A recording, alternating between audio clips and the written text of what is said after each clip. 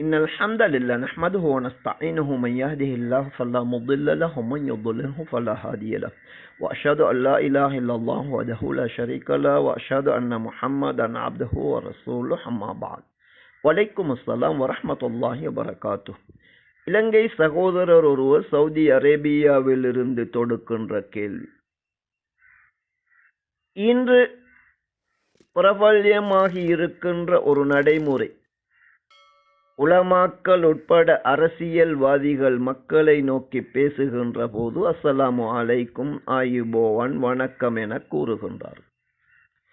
இதுவே இவர்கள் கூறுகின்ற வணக்கம் என்பது அல்லாஹுக்கு இணைகளை ஏற்படுத்தி வணங்குகின்ற அவர்களுடைய அமைப்பிலே அதனை நாம் கூறவில்லை, வெறும் வார்த்தையாக அதனை கூறுகின்றோம் என இவர்கள் நியாயம் கூறுகின்றார்கள்.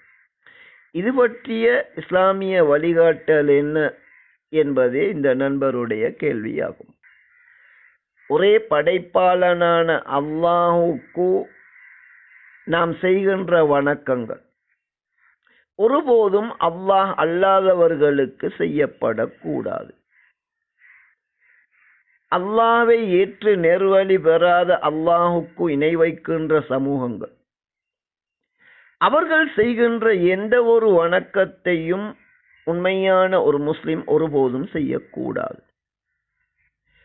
படைத்தவனைத்தான் வணங்க வேண்டும் என்ற அடிப்படை தெளிவில்லாத அதிகமான சமூகங்கள் மனிதனை கண்ணியப்படுத்துவதாக நினைத்து படைத்தவனுக்கு செய்ய வேண்டிய அந்த வணக்கம் என்பதை மனிதர்களை நோக்கி வணக்கம் என கூறுகின்றார்கள்.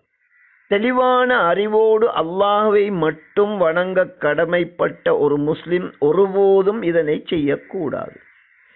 எனவே மாற்று சமூகத்தில் உள்ள நண்பர்கள் எம்மை நோக்கி வணக்கம் என கூறினால் கூட அவர்களது மனது புண்படாத விதத்தில், அதே நேரம் இந்த நேர்வழி என்ற கொள்கைக்கு முரணில்லாத விதத்தில் வேறு சில வார்த்தைகளை நாம் பயன்படுத்த வேண்டுமே தவிர, படைத்தவனுக்கு இணை வைக்கின்றவர்கள் செய்கின்ற, அவர்கள் பயன்படுத்துகின்ற வணக்கம் என்ற வார்த்தையை ஒரு முஸ்லிம் ஒருபோதும் பயன்படுத்தக்கூடாது. எம்மை நோக்கி ஒருவர் வணக்கம் என கூறினால் வாழ்த்துக்கள் போன்ற ஏதேனும் ஒரு வார்த்தையை நாம் பயன்படுத்துவது அழகான முறையாகும். ஒட்டுமொத்தத்தில் வணக்கம் என்று வார்த்தையால் ஒரு மனிதனை நோக்கி நாம் கூறுகின்ற போது அவனை வணங்குவதை தவிர வேறு என்ன கருத்துத்தான் அதற்கு இருக்க முடியும்? அல்லாஹுக்கு இணை வைப்பவர்கள் ஒருபோதும் தங்களது குற்றத்தை ஏற்றுக்கொள்வதில்லை என்பதை குர்ஆன் தெளிவாக கூறுகின்றது. 39வது அத்தியாயத்தின் 3வது வசனம். வணக்கம் என்ற விடயத்திலே நாம் மிக கவனமாக இருக்க வேண்டும்.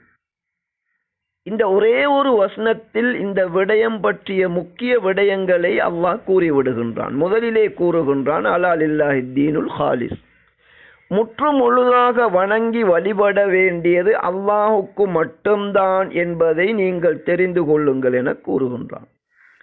இரண்டாவது விடயம், அல்லாஹுக்கு இணை வைத்தவர்கள் காரணம் கூறுகின்றார்கள்.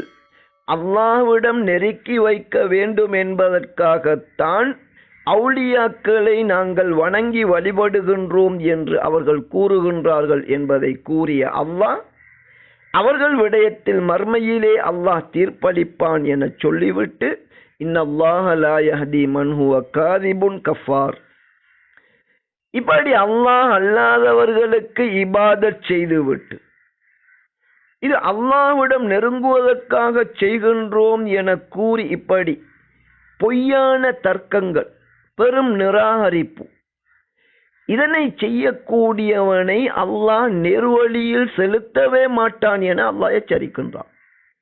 எனவே சுருக்கம், நபியை பார்த்து அல்லாஹ் இன்னும் ஒரு இடத்தில் கட்டளை இடுகின்றான், நானும் என்னோடு உள்ளவர்களும் தெளிவோடு இருக்கின்றோம் என்று கூறுமாறு அல்லாஹ் கூறுகின்றான். எனவே உண்மை முஸ்லிம்கள் கொள்கை தெளிவும் கொள்கை பற்றும் இருக்க வேண்டும். அவர்கள் மட்டும்தான் முஸ்லிம்கள். அந்த முஸ்லிம்கள் இந்த நேர்வழி கிடைக்க பெறாத சமூகத்தினர் மனிதனை நோக்கி வணக்கம் என கூறுவது போன்று இவர்கள் ஒருபோதும் கூற மாட்டார்கள், கூறக்கூடாது.